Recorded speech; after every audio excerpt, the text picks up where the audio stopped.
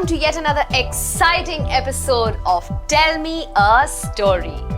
I'm Neville and this is my wife Carol. And as you know, we are here to journey along with you through the stories from the Word of God itself, the Holy Bible. Neville, can I ask you, what's your favorite thing about the monsoon season, about the rains? Getting wet in the rains, Okay. making paper boats and sending it down the water. You make paper boats and send them in the water? I still love that. Oh, you are an amazing dad. Yeah. I long to see a rainbow sometimes. Okay, that is exactly the answer I was looking for. Oh. A rainbow. Now that you mentioned the rainbow, do you know how many colors are there in a rainbow? 7, of course. Do you know which are these 7 colors? I'm sure they know. Do you know when did we first get the rainbow? Do you know when the rainbow was born? Was a rainbow born? Should I continue saying the story, Neville, or Yeah, are we we would- missing something? We are missing something. We need to start with the sign of the cross. Yes, you are right. I'm so happy that you remembered. So let's sign ourselves and I'll take you further on how the rainbow came to be.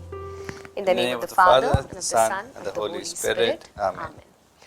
So, today's story will tell you how we as in the whole world, got the rainbow.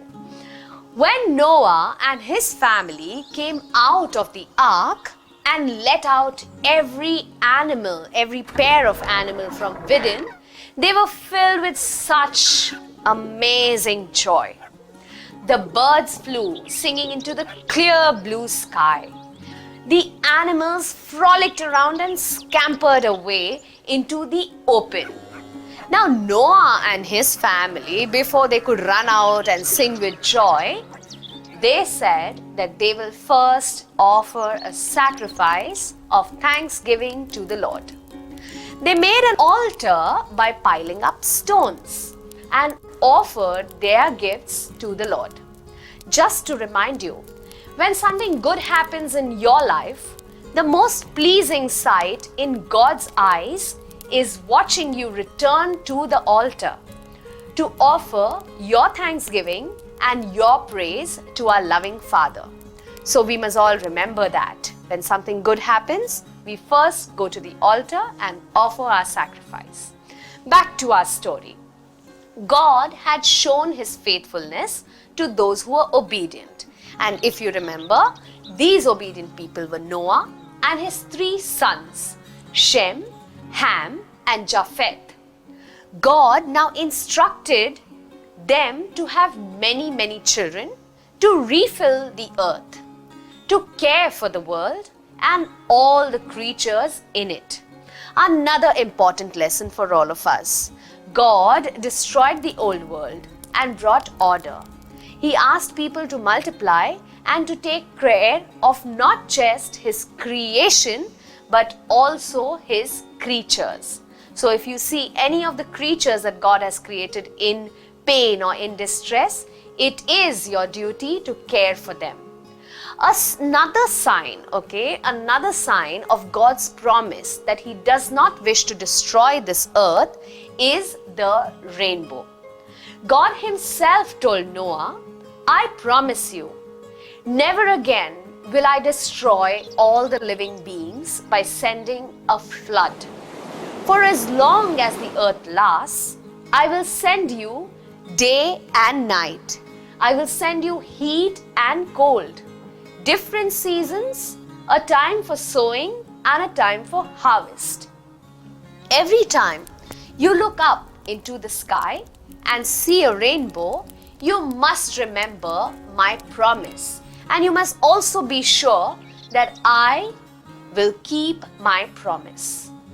After this horrid experience of so much of rain and being cooped up in the ark, Noah and his family felt a little bit frightened every time that it began to rain. But the rainbow served as a good reminder to tell them that God is faithful and will never leave them. Isn't it wonderful? The rainbow, a sign of God's love. The rainbow, so beautiful when the rays of the sun seep through the water droplets and form a rainbow across the sky. I want you to take a chance to stare out of your window next time when it rains and see if you can spot a rainbow there. That is God's promise to you, that He will never leave you. And what do you have to do in return? Be obedient to Him. Until I come back again next time to tell you a little bit more about God's faithfulness, this is me asking you to color the rainbow, to draw a rainbow on a piece of paper and color it tonight, so that it serves as a reminder to you of the story you just heard. Till then, goodbye. Goodbye.